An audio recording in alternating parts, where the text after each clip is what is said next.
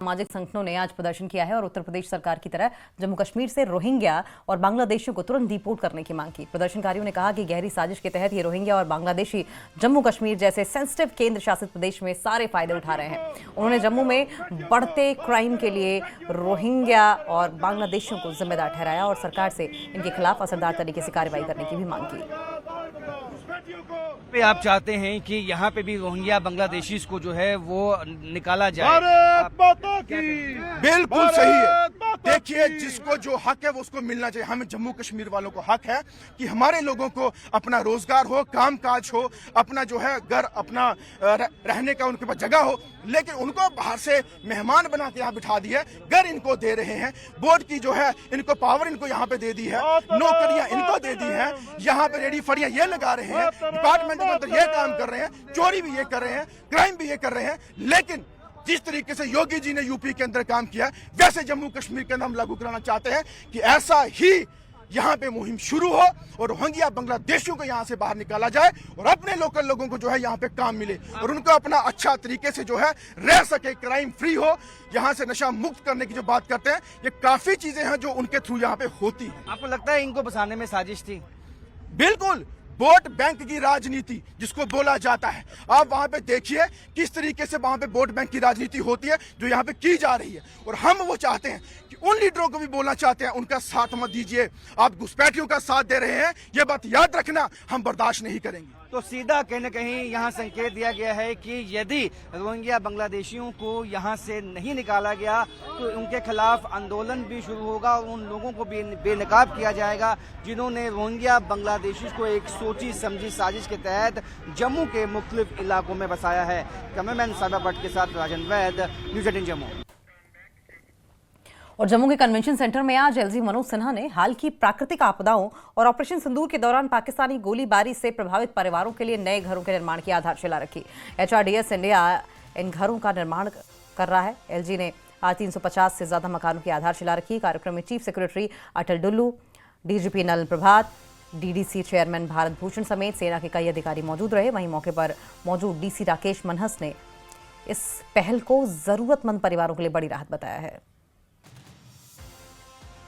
आज के इस पवित्र दिन पर ऑपरेशन सिंदूर और भयावह प्राकृतिक विभीषिका, विशेष रूप से बाढ़ के शिकार जम्मू जनपद के उन परिवारों के जीवन में एक बड़ा बदलाव प्रारंभ होने जा रहा है जिन्होंने प्राकृतिक आपदा के कारण अपना बहुत कुछ खोया है। कि ऑपरेशन सिंदूर और बाढ़ की विभीषिका से प्रभावित परिवारों के लिए 350 नए घरों के निर्माण का शिलान्यास अभी आपके सम्मुख हुआ है। एक प्रयास है प्रभावित परिवारों के जीवन में रूपांतरण का और मैं इसे एक अहम कार्य मानता हूं। मई में ऑपरेशन सिंदूर और अगस्त में प्राकृतिक आपदा के पश्चात ये सच है कि जिस तरह से प्रशासन ने लोगों के दुख दर्द में अपनी हिस्सेदारी बताई, सभी अंगों ने, चाहे वो सिविल एडमिनिस्ट्रेशन हो, पुलिस एडमिनिस्ट्रेशन हो, एनडीआरएफ, एसडीआरएफ, सेना, सीएपीएफ, उससे काफी लोगों की जिंदगी को बचाया जा सका है। और पुलवामा में आज बीजेपी ने नेशनल कॉन्फ्रेंस सरकार के खिलाफ जोरदार विरोध प्रदर्शन किया। कार्यकर्ताओं ने बीजेपी ऑफिस से ओल्ड कोर्ट तक मार्च निकाला और सरकार पर वादा खिलाफी के आरोप लगाए। प्रदर्शनकारियों का कहना है कि एनसी ने जनता से किए गए कई वादों को अब तक पूरा नहीं किया है, जिससे कि लोगों में नाराजगी बढ़ रही है।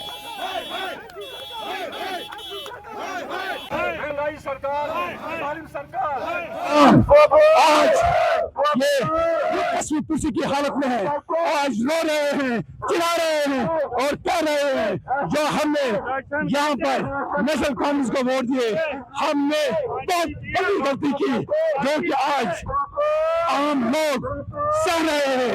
इनका जुल्म, इनके झूठे वादे, इनकी नाइंसाफी, इनकी मजलूमियत जो लोगों में है, इसके खिलाफ हम यहाँ पर प्रोटेस्ट कर रहे हैं। और जो डिस्ट्रिक्ट पुलवामा में माफिया चल रहा है, यहाँ पर इस वक्त देख रहे हैं जो बीजेपी कारकुनान जो एहतजाज कर रहे हैं और उनका यही मुतालबा है कि जो इलेक्शन मैनिफेस्टो किया है में रखा था खासकर एनसी ने, वो अभी तक वादे पूरे नहीं किए गए हैं, जिसकी वजह से आम लोगों को काफी मुश्किलात का सामना करना पड़ रहा है। बिलाल खान, न्यूज़ 18, पुलवामा।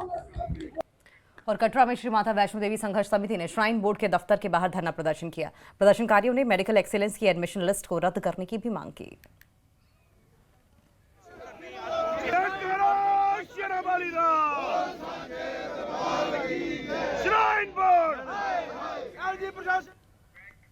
और वहीं हरियाणा के बानी धाम गौशाला मंदिर में कश्मीरी पंडित समुदाय के 8 बच्चों का पहली बार सामूहिक यज्ञोपवीत संस्कार किया गया।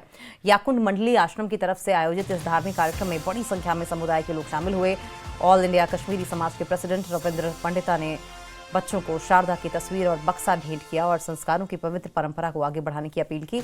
हवन का संचालन MK तलाशी ने किया, जबकि याकुंड आश्रम के प्रमुख मनोज पंडिता ने आयोजन में सहयोग देने वाले सभी लोगों का धन्यवाद किया। और वहीं पुंछ में LOC पर पाकिस्तान की तरफ से फैली आग भारतीय सीमा में सेना की फॉरवर्ड पोस्ट तक पहुंच गई है और इस वजह से LOC पर कई लैंड माइंस फट गए और ये घटना बालाकोट सेक्टर में हुई। इलाके में तैनात सेना के जवान फायर फाइटर्स के साथ आग बुझाने की कोशिश में लगे हुए हैं। पिछले कुछ दिनों में LOC पर पाकिस्तान की तरफ से जंगलों में आग लगाने की ये दूसरी घटना है। एजेंसियों को शक है कि ये पाकिस्तान की तरफ से एंटी इन्फिल्ट्रेशन ग्रिड को तोड़कर आतंकवादियों को भारतीय इलाके में घुसपैठ कराने की कोशिश है।